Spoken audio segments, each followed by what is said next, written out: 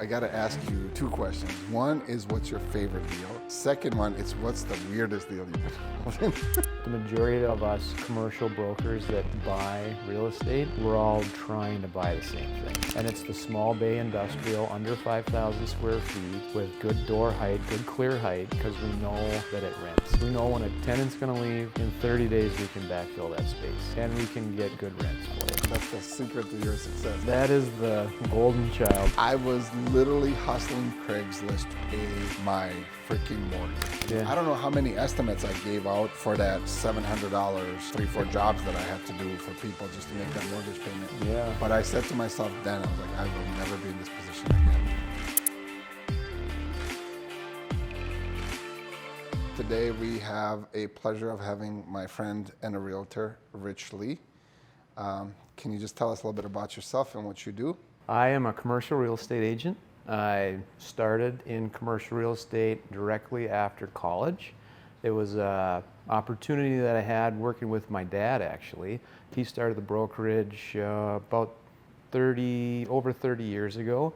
And at that time, the market was really booming. So they needed a young guy right out of college, full of piss and vinegar, if you will, that would come and get all these small lease deals, office, warehouse, retail stuff that nobody wanted to work on anymore because they were doing bigger stuff. They needed the younger guy to come in and take all those deals over. So that's how I got started. And that was 18 years ago now.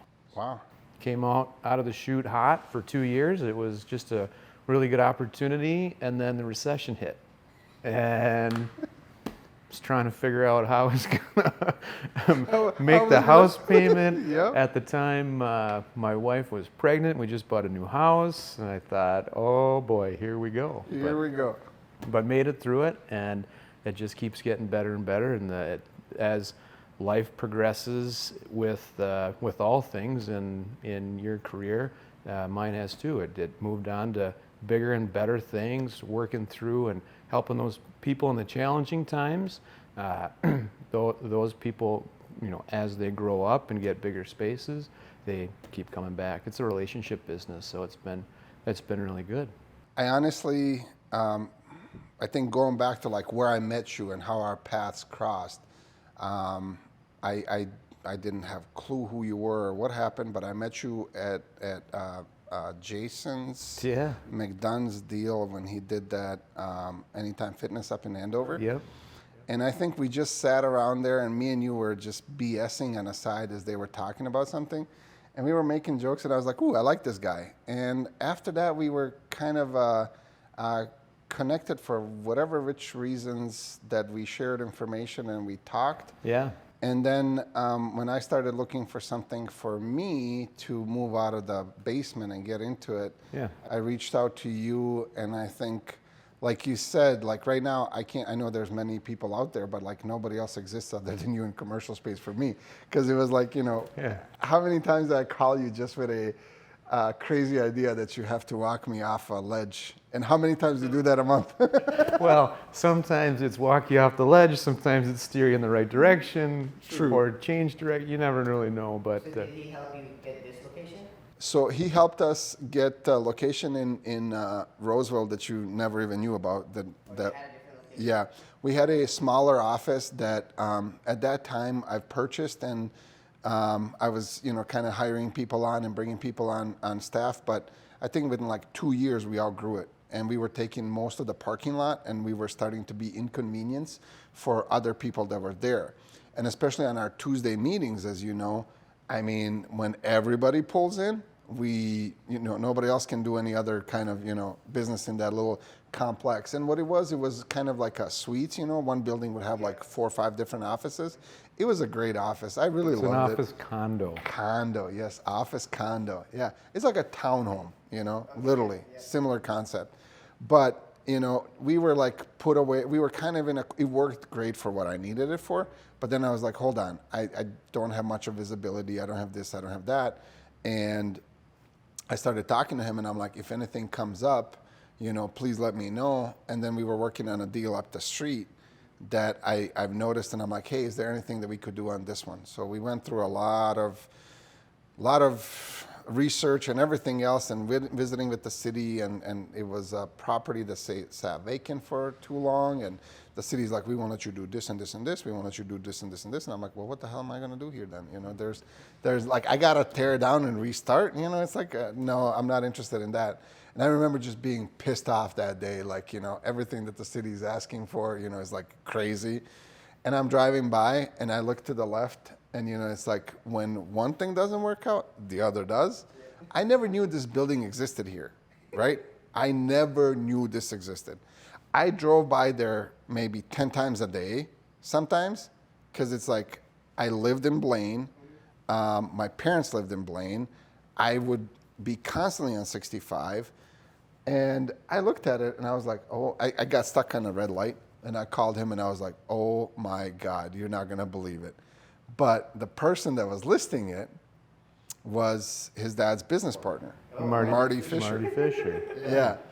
So I don't know what I did. I almost Well, unless you were a motorcycle guy, you would have never thought of this place. And this building was painted a little bit of a different color, and it wasn't sticking out in any way, shape, or form, you know? It was dirty. Remember the carpet was just The nasty. carpet was, yeah, there was so much carpet in here. I mean, I think we spent, and I'm not even lying, we spent 2 to 3 weeks on pulling the carpet and grinding the glue. I believe it. Like, there were so many layers of glue on that. There was a few guys, both you and Ennis and all the team, like everyone else, like going. Yes. So what happened once, like accidentally, I stepped into it and it pulled my shoes off. So like the shoes were left and I was on the other side. That's how tough the glue was. But here we are all those years later. But I think Marty was on that deal, wasn't he? He was on this deal too. He was on on that, both of them, yeah. But he kind of wanted me more to see if there's anything else that. Well, he knew that was a challenging one, and he knew you liked it. So that's why he wanted to keep that one going. Yeah, and I was like, no, Marty, we're not going with it. I called you, I remember. I was like, Rich, you got to talk him off of it. Yeah, well, I was surprised at first that you liked this one because of all the work that it needed, you know, but. Well, to me, I think what happened was just like, I saw everything there, and I was so excited about it, and then like devastation of it, like all falling apart. I was like, well, hell, I'll settle for this, and whatever work I need to do, I'm still on 65, I'm still very visible, it still works for us for what we need to do. Might as well, you know, go after it. So it was a good deal. Yeah, it was a great deal, actually. But backing up to how Sinan and I met. Oh, yeah. I'll never forget this. So this was back just coming out of the recession. This was not an old restaurant. It was a restaurant that made it about 2 years and then it failed. Yep. Went back to the bank. So these guys that own Anytime Fitness franchise had it under contract and they were going to remodel Anytime Fitness. And that was a pretty big undertaking for this project, right? And then Jason, I was sitting there waiting with him one day, and I asked him who the contractor was, and he said Sinan. I had no idea who Sinan was. And Jason said he works with Sinan, and Jason worked together doing some of the flips that Jason was doing at the time. I'm like, oh, okay. And then moving forward in that deal, the build out was going to be like $150,000. But back then in 2011, 12, that was a lot of money to do a remodel like that. I was like, you're going to trust this house flipping contractor to do this big commercial remodel? Thanks, buddy. Thanks. I didn't know you at the time. I know. But I thought, holy cow, he's got a lot of faith in this guy. And then deal happens, remodel happens, coming after the fact, and it's a beautiful space. It still is to this day. Did a great job. I was just a little surprised. But were you surprised by like that we actually pulled it off, or were you surprised by the timeline that I was given? Do you remember the timeline? I don't remember the timeline, what it was. From the signing to me, I think what they had with Anytime Fitness and everything else, I believe I had 90 days.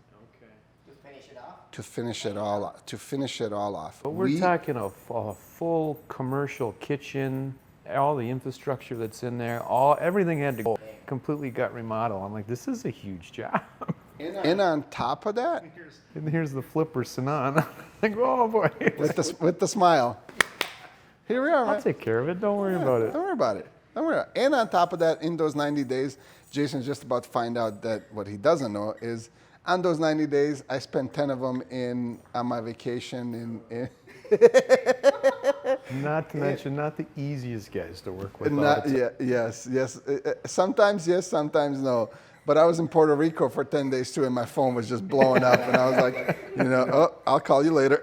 Oh, Minya, hold on. I got to take this one. And I'm like, is there a construction site so I can?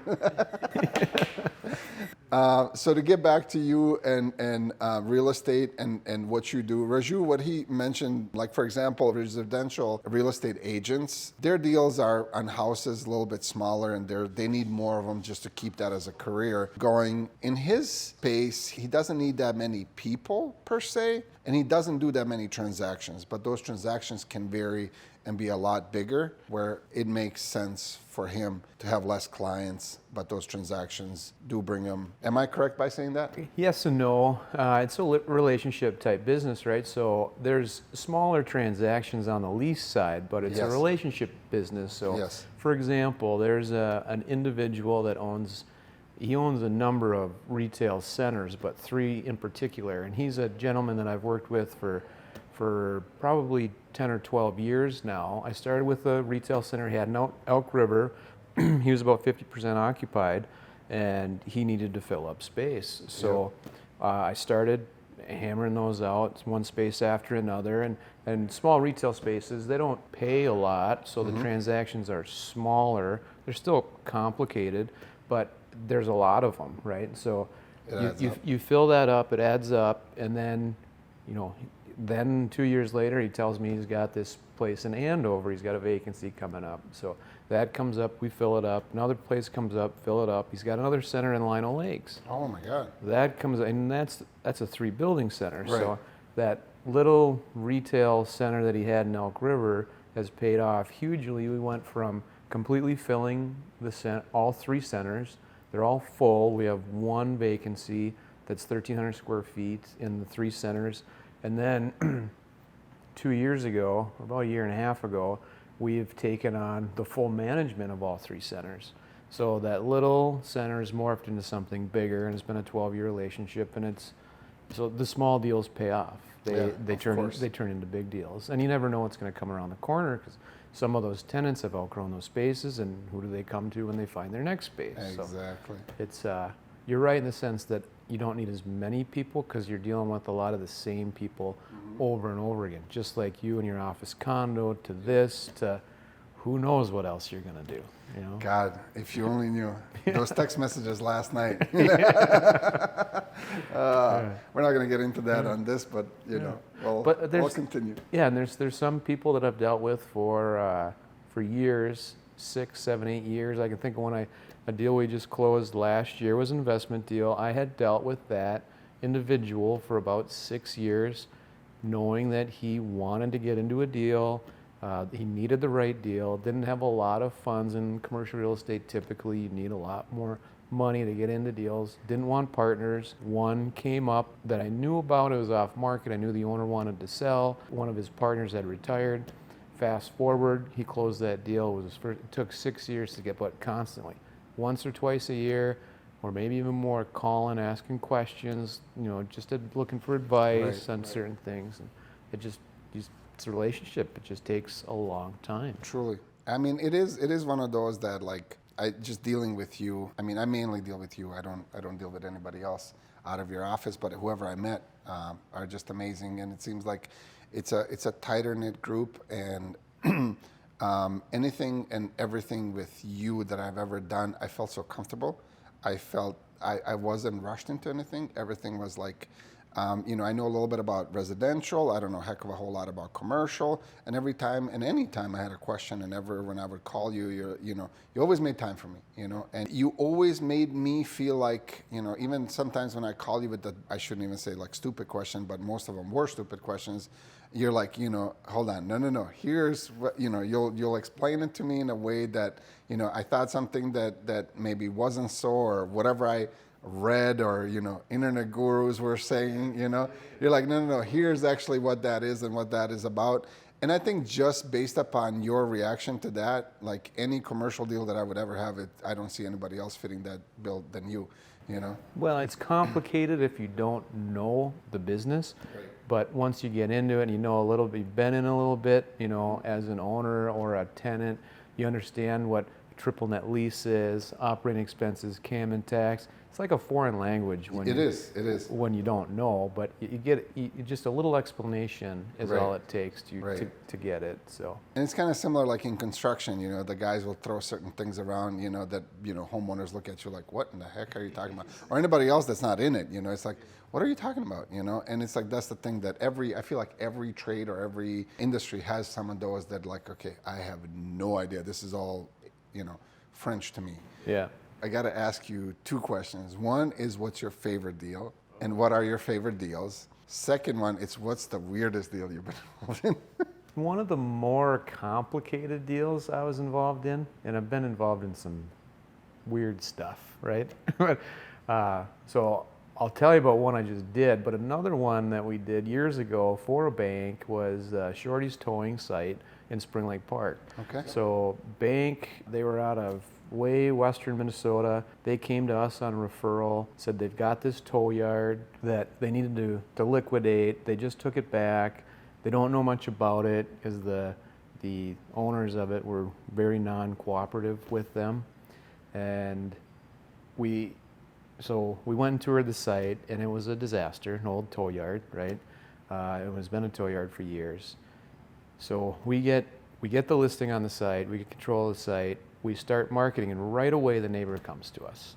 And they were a transportation company, Crow Wing Transportation at the time. So they needed more space because they did all the trucking at the time for Caterpillar. I believe it was Caterpillar, and they needed a spot on their yard to store their equipment before it gets modified and sent out to wherever it's going to go throughout the country. Anyway, we get terms agreed on, and then we have to have the environmental done. And it was an old tow yard, so there is crap everywhere, and inside there's oil stains, so you know that it's going to go to a phase 2 right away. Oh, yeah. So phase 1 happens, phase 2 right away. They want to do borings all over the place. Phase 2 comes up and it's contaminated, but they don't know exactly how bad. It's just bad. Turns out they had a drain in their shop that was a French drain. Before I get into that nobody knew where it went. Well, the guy buying the building next door said, I know exactly where that drain goes because I helped him build it. What are you talking about? It goes to a pile of rocks. It's a French drain. Because they were probably dumping motor oil down there. So the environmental company had to go and test that. And turns out it's completely contaminated. But they wanted the building shell. They needed the shell. So a building that we sold, and y'all get the numbers wrong, but it was right around $550,000 or $600,000 at the time. They had to cut the entire inside concrete area out, get equipment in there, and excavate all the soils, get everything out, re-pour the floor, and put monitoring wells. Those monitoring wells are still there because it was so contaminated.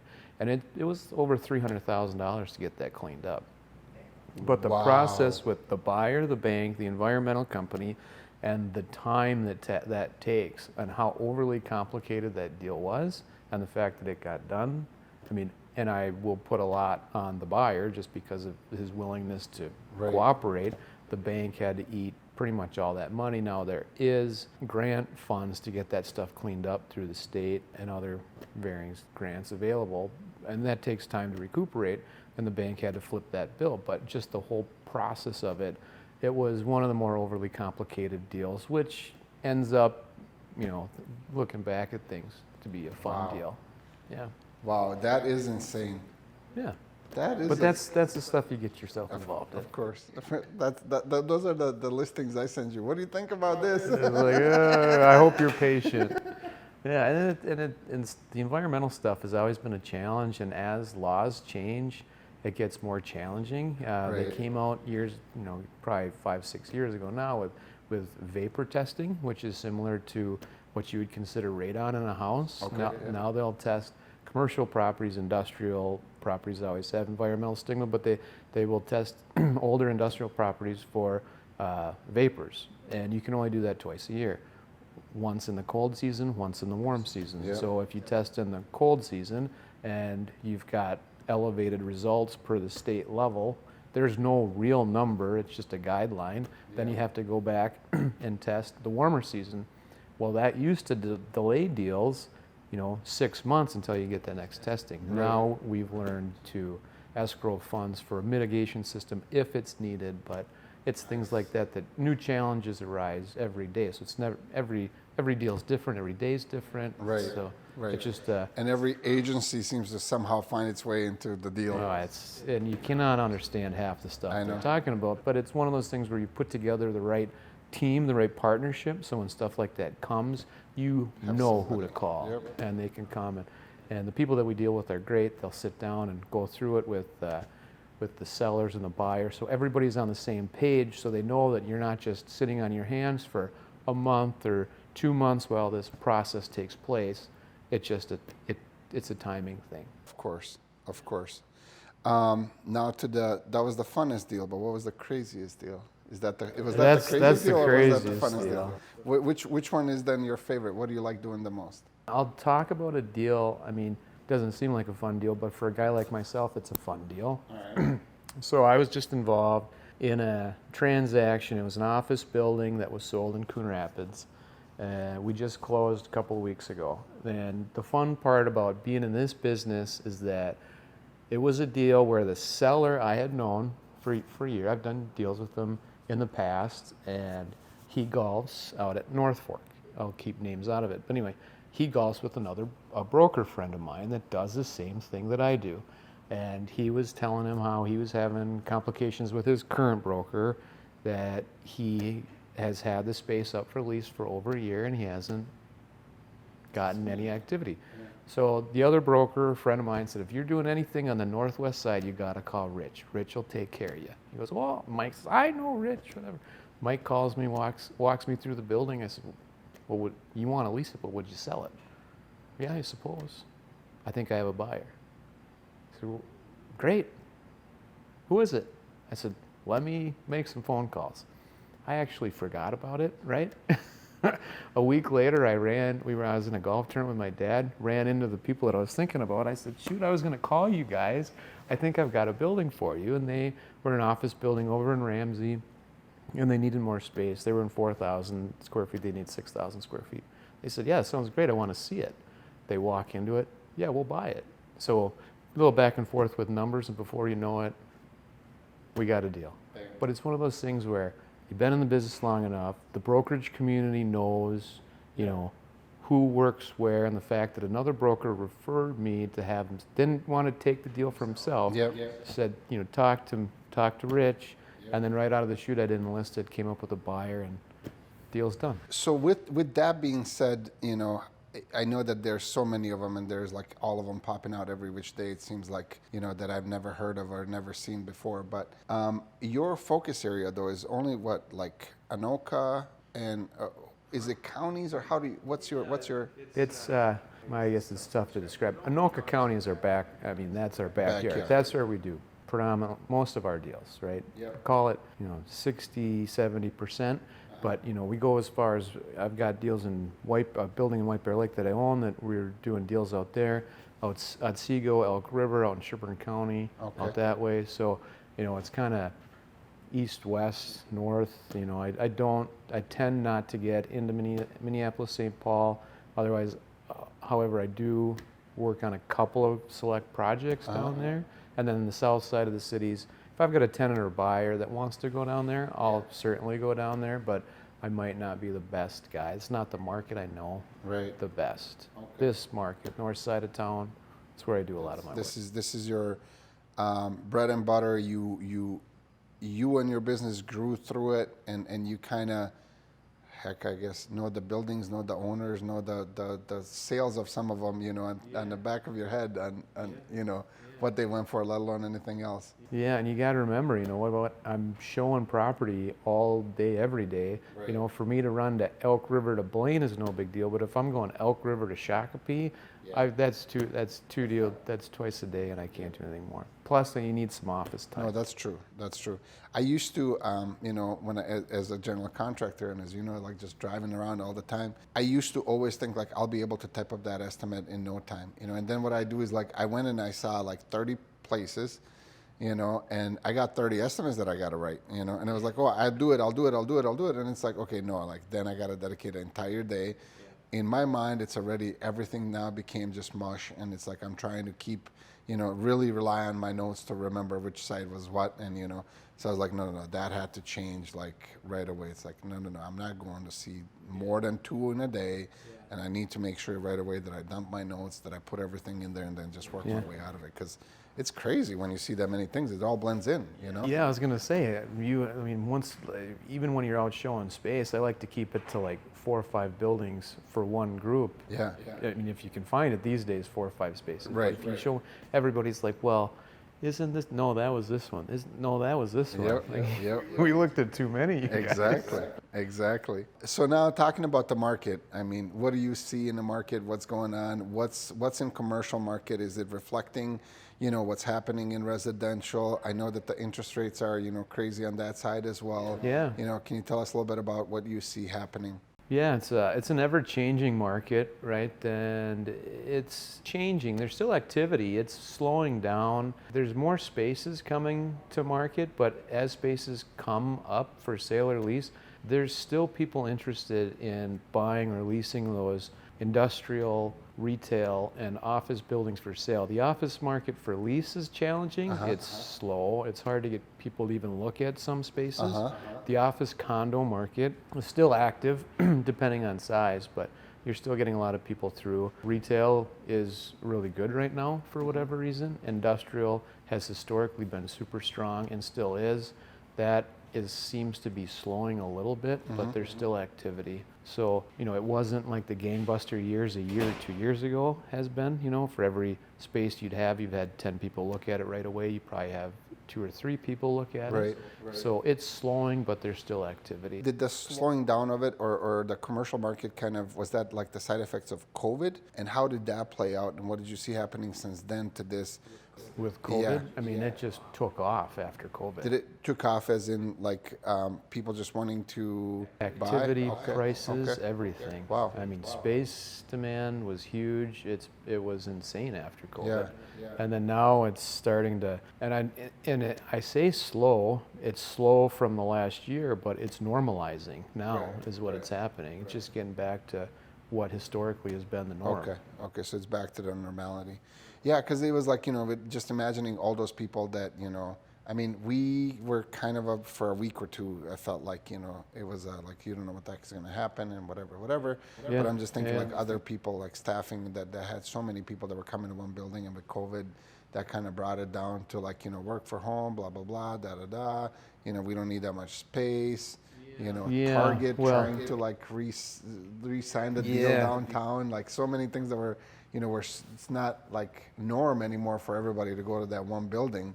So I thought it would be like, it wouldn't go as crazy after, but. Well, so again, the office leasing side, that slowed way down. Yep. And the tenants that are there, they're in leases, so they're not a lot had changed with them. So nothing could change unless they tried to buy out of their lease or get out. We didn't see a lot of that. When COVID hit, it was insanely busy because we were working on deferments with tenants, right, that wanted to pause their rent. And, we worked with people as much as we could work with our lenders, or our clients could work with their lenders, who then could reflect on with the tenants and just defer it. They didn't just cut those rents, and they didn't have to stop those rents. People didn't have to pay them. They just were able to take that, tack it onto the backside of the lease to get them through, because nobody knew how long it would have to be, or how long it was going to play out. And fortunate for us, we maybe lost 1 or 2 tenants, but probably tenants we would have lost anyway. Right?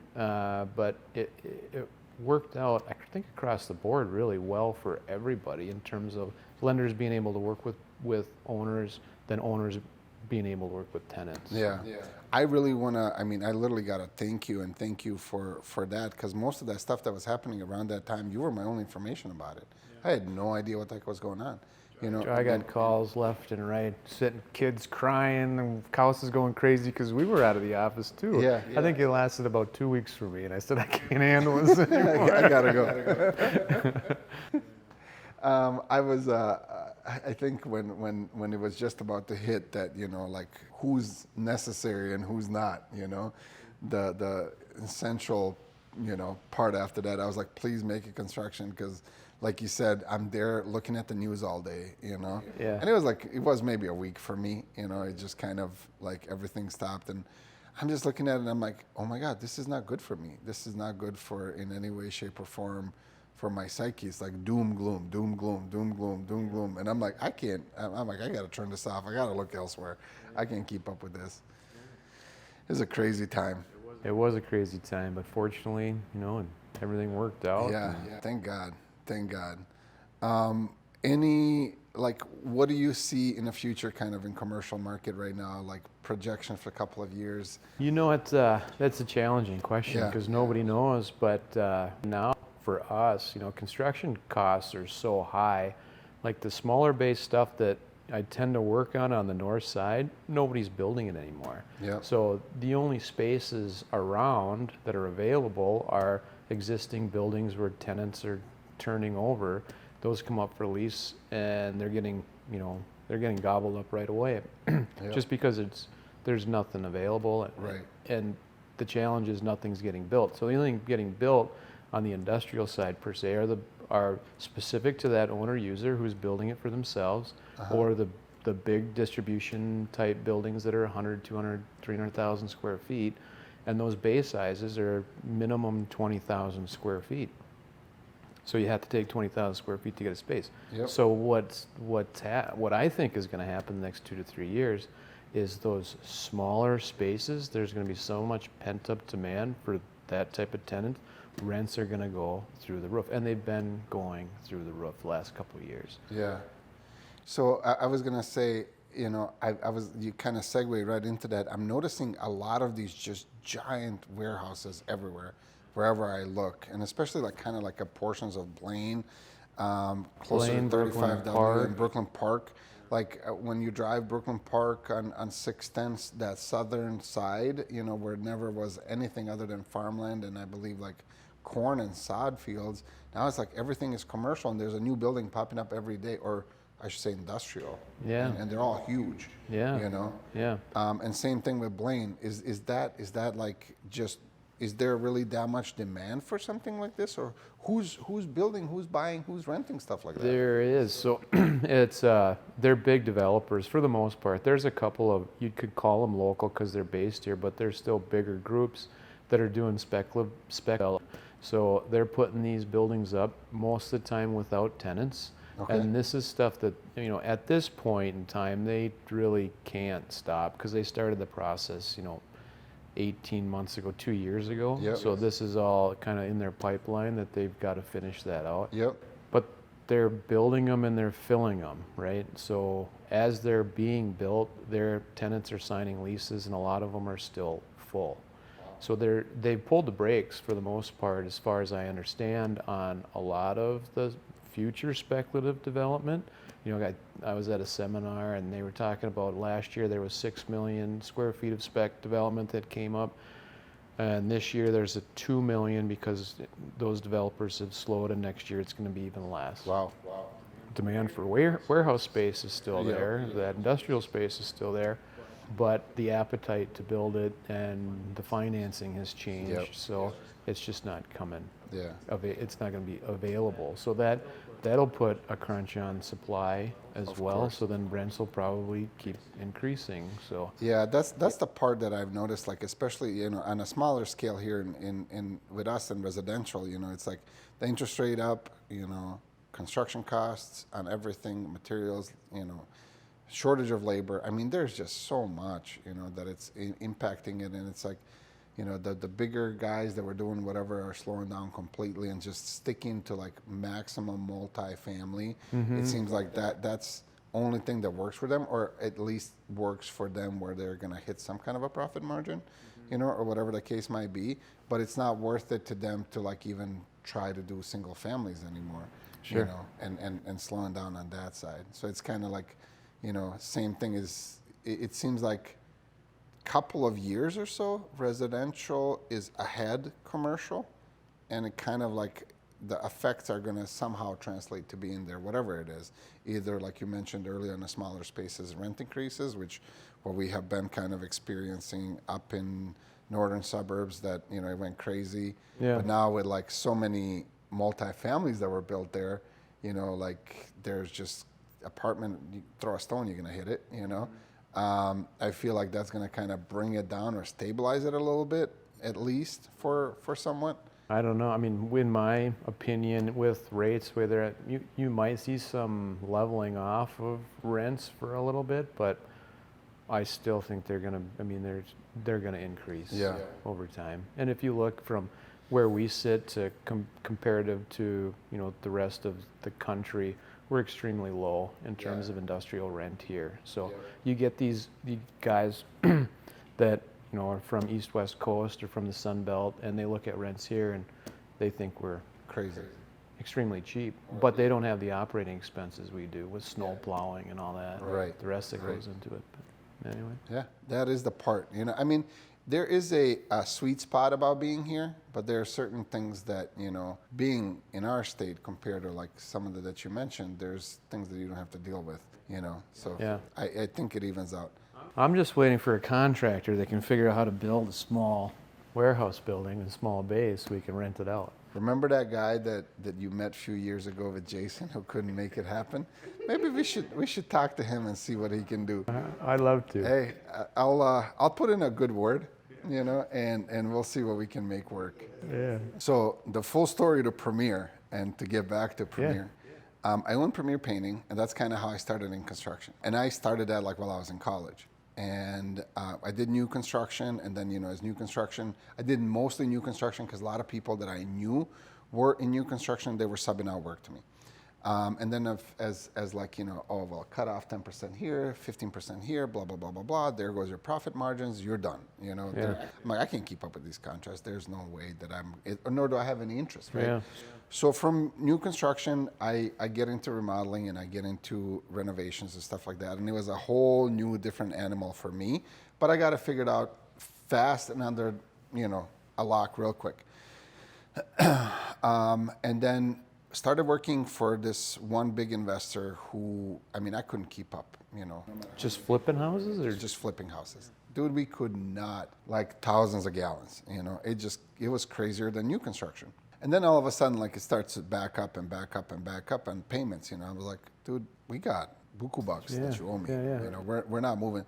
Oh, sorry, Sinan, we just refinanced all of this. We'll get that paid up by the end of the week. You know, and you get a big chunk. You know, like, okay, they're good. You know, it's like whatever that was, you know, they'll be better. Then it happens again, you know, and then it's like, oh, we're not going any further. It's like, oh, so sorry, we got it, you know, pay up. And then like the third time was the charm. You know, it's like you had it twice. The third time it like, I was owed so much money. It's crazy to even bring it up. And from all my previous jobs that I had to cash out everything I had, my 401ks, my whatever the heck I had that had any value in it. Yeah. As you mentioned, I just bought a house. I just got married.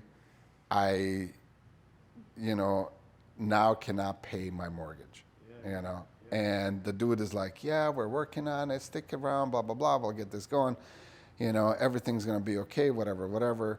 Sure as hell, the banks just foreclosed on everything. Everything fell apart, you know. All of us that were in that, hundreds of thousands of dollars being owed to. And I'm like, I need something. I need anything that I can get just to, like, you know, pay my mortgage, man. Yeah. You know, I don't want to, grand opening, you know, bought a house. Now it's like, okay, bank is taking my house away too. And it was like, it wasn't like a crazy amount, man. I think like I paid $115,000 for that house, right? Yeah. It wasn't too much. Yeah. And I was literally hustling Craigslist to pay my freaking mortgage. which I think at that time, if my memory serves me right, it was like $712. And I had to do like 5, 6 different jobs. And that's when I ran into Jason. And I met some very interesting characters through that. And I said, this is like, unless you're desperate, it left, I hated it. I hated it because it's like usually bottom of the barrel, who wants like the lowest price on anything and everything. And it's like, you just can't get a job to save your life. I don't know how many estimates I gave out for that, $700, 3-4 jobs that I had to do for people just to make that mortgage payment. Yeah. But I said to myself then, I was like, I will never be in this position again. Yeah, but you had to do it just to get through. I mean, You had to, but it was like, I will never put my eggs in one basket. That like my entire income was just literally on that one person. That one and guy. even right now, it's like, oh, we got so much we can keep you busy for. I'm like, yes, you can. I understand. However, I don't ever want to be where I was. Like, if something happens to you, there goes my entire business. Yeah, I get it. So diversify. Yep, for sure. There's the painter. There's the premier. There's Jason. There's a full story. Full story, And full circle. that's how that full circle has made it. Anything that you're excited about in the new endeavors that you're doing? Anything that you are like, okay, I'm excited about in commercial space? Something that we don't know about yet, or to be. Big happening. There's something that's been going on, but it's quite interesting and new. It's a lot of the same in the sense that there's different properties every day, so it's not anything new that's interesting. Continue to add to my own real estate portfolio. I ventured off into another asset class, if you will. As I've mentioned to you before, I got myself into a little mini storage facility. So, Nice. we got some other assets out in Elk River that we're buying some partners out because we didn't want to sell it. We wanted to keep it. We think that, in my opinion, I'm younger, relatively younger in the sense of the real estate world, so I don't want to really sell a lot of these properties that I think some of the older generation is thinking about selling. So I'm excited for the opportunity to buy some more of this stuff, actually. And I think we're going to see a lot of that older generation, baby boomer type generation, getting out of some of the real estate holdings that they have as they look at retirement, and they don't want to be part of the real estate anymore. Right. What do you see most of that? Is it just kind of that they have like packages of real estate that they're holding on to and slowly phasing it out, or? So you're seeing some people on the investment side starting to get out of some of their holdings, that they don't want unless they, there's been a couple of them that have turned to us to take over the management of it. And eventually I think they'll get out of the holdings altogether, but it's more on the business side. People operating manufacturing facilities, wood shops, if you will, that they're either going to sell their company and the buyers don't want that real estate. They just want the business or the book of business, or even the owners of the business. They're just going to liquidate their assets and sell their real estate. See, I was just about to ask you this as well, and you just kind of mentioned it right now. I kind of been involved with few people that are in and out or doing certain things and selling businesses and buying businesses and whatever else. And some of them were just like that. Like, they're buying the business itself, but they don't want the real estate. Yeah. And it's like, is that being that like it's being bought out by a bigger company that's just using some certain assets from that business, but they're moving it elsewhere, or what are you seeing? So some are bigger corporations that will buy that and they'll move it to who knows where, somewhere south in terms of like South Florida, Atlanta, Texas, wherever, just somewhere not within Minnesota. Some are bigger local companies that have room to absorb the equipment in their current facility, that they'll just take whatever equipment that they're buying in the book of business and they'll move it there. Some of these companies that we've been involved with, the business is selling, the buyer of it wants to stay there for a year or two, but has ultimately told them that long term they don't want to be in that. So they're signing a shorter term lease knowing that eventually that they're going to be gone. And this business is a slow-moving animal in the sense that we're working with groups that are planning 6, 12, 2 years out Right. to make some of these decisions. Right. Yeah, that's crazy. Like, when you say that, like, planning out that far for. But that goes back to the relationship. These are guys that I've dealt with for 12, 15 years, and they're coming back to me. I haven't heard from them in Right. 12, 15 years. One in particular that I'm working with, I haven't heard from him in 12 years after I rented out a portion of his space. Now he's coming back. I'm trying to figure out next steps, and what does a lease look like? What does the sale look like? And if I don't do it today, it's going to be within 2 years. Right. And so, going through those options now compared to, him scaling back in his current facility and renting out a portion of his space, which he's got a bay that he can do, and moving forward 2 years from now, what does that look like? And it's one of those things, I've been here for 18 years, I'll be here for 2 more. Yeah, That's exactly, my plan. Exactly, exactly. And God knows for how many more. So from your side and your real estate portfolio, is there a favorite that you see that you would like to expand in and do that? Or is there like you're kind of like, okay, I'm kind of down for anything and everything? I like anything that makes sense, right? But I like the small bay industrial stuff. All of us, I say all of us, but the majority of us commercial brokers that buy real estate, we're all trying to buy the same thing. And it's the small bay industrial under 5,000 square feet with good door height, good clear height, because we know that it rents. We know when a tenant's going to leave, in 30 days we can backfill that space. And we can get good rents for it. So that's what we're all trying to do. And if we're not trying to buy it, we're trying to build it. Okay. And we just can't make sense of it at the moment. That's the part then. That's the secret to your success. Huh? That is the golden child, if you will. Now, however, if you look at all the stuff that I own, I don't own a lot of it because it's not just me trying to buy it. It's everybody. So if it comes to market, it's going to have a lot of attention. Yep, and it's a fast. Yeah. So a lot of the stuff that I own are down in dirty industrial buildings that people don't want to own because it's a piece of shit, quite frankly. When they look at it, they're like, what they don't know what to do with it. But it's like, there's people out there that are going to pay top dollar for that space for what they need their business for. It's one of those things where it might be from the outside, it looks ugly, but it's ugly and it's got an acre of outside storage, and that's something that cities are getting away from. Right. They don't want it. Right. So to recreate it is insanely hard and it's expensive. Right. So if you can buy it right, and the rent for outside storage is, in my mind, is mind-boggling. Right. So it's an opportunity that most people don't see. Right. And to me, just kind of like thinking for last, 25 years of being in the state, and just thinking of how much, literally from here, just up the road of 85th, I felt like when I moved in here, this is where the world stopped. You know what I mean? That's what it felt like. Because everything that is from here up to probably, even portions of Ham Lake didn't exist. Yeah. It was just grasslands and sod farms.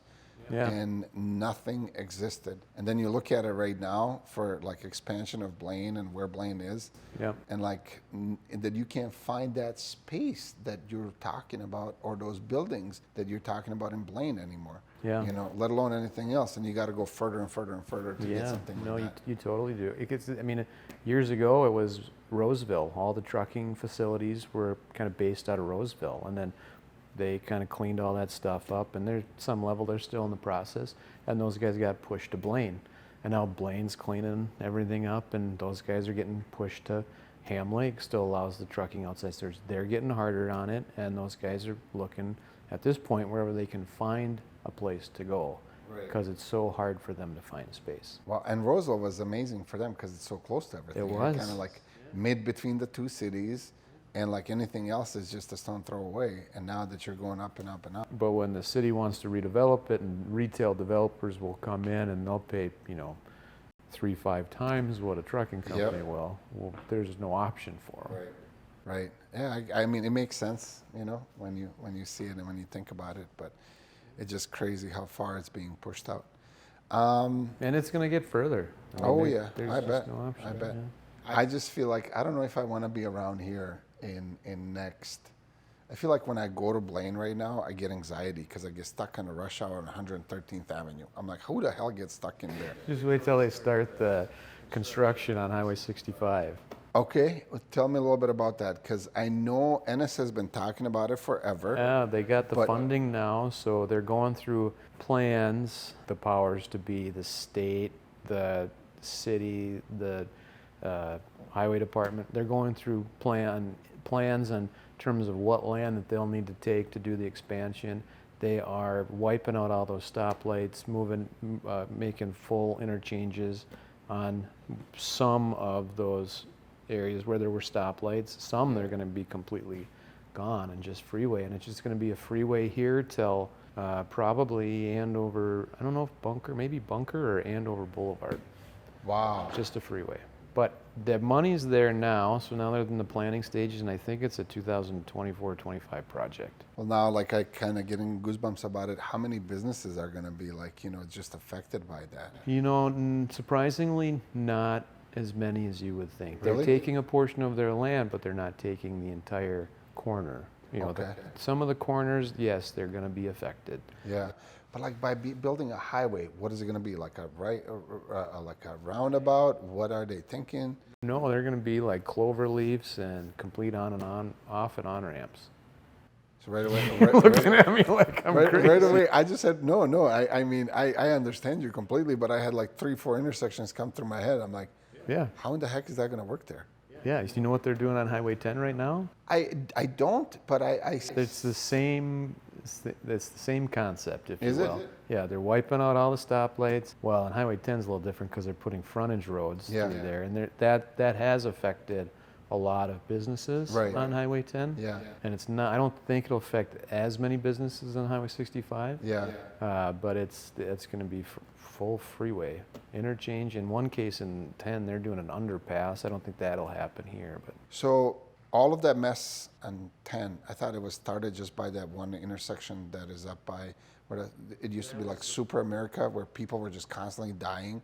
That was the first phase of it, yeah. But now, as time progresses and the work goes on, they'll be phasing that back, and I think Sunfish, well, they're working on Thurston now, and then Sunfish will be next. So Sunfish is almost now hitting up Ramsey, right? Yeah, it's going all the way through Ramsey. They did Armstrong first because the railroad track's there. And Armstrong is up in, wasn't it there?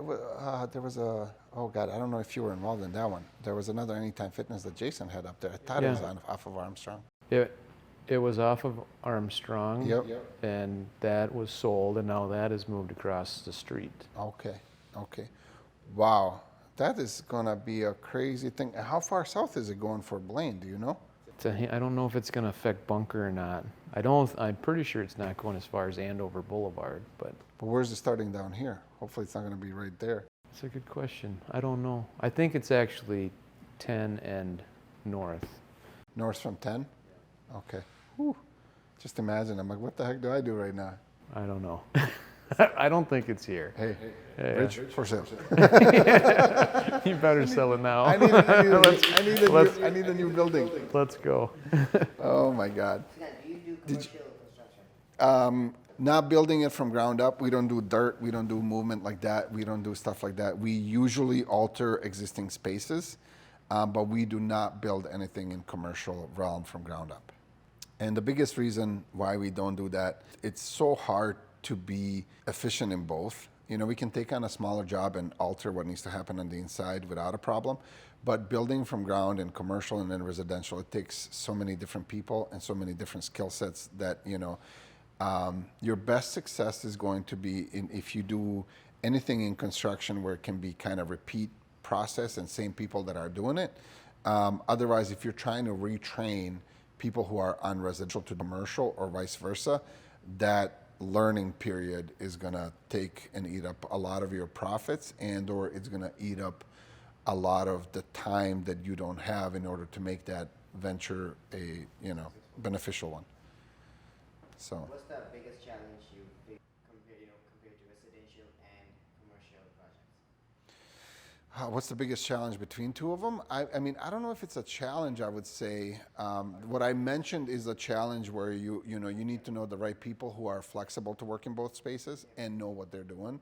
The biggest challenge I would say in a commercial versus residential is depending on, well, they're both actually challenging in their own ways.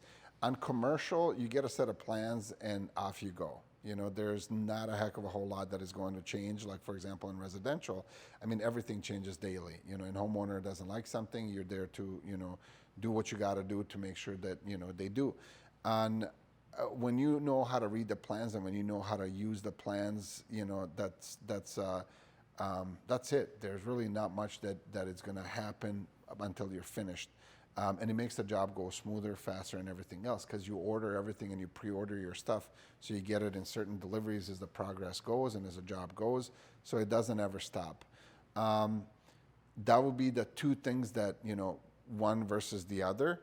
And I would say on a commercial side, what's a little bit harder is sometimes you got to work days, nights, and everything in between in order to get that deadline that you did sign up for in order to complete that project, because there's other things that are driven behind that that force you to do that. So I would say those are the two biggest differences between the two, and the challenges, I guess, if you want to call them. Okay. Anything else?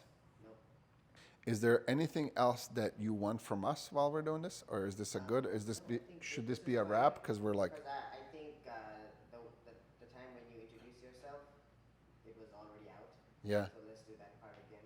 It was the camera was already out. I'm gonna break your knee, Raju. Do I have that on record? Yes. I do.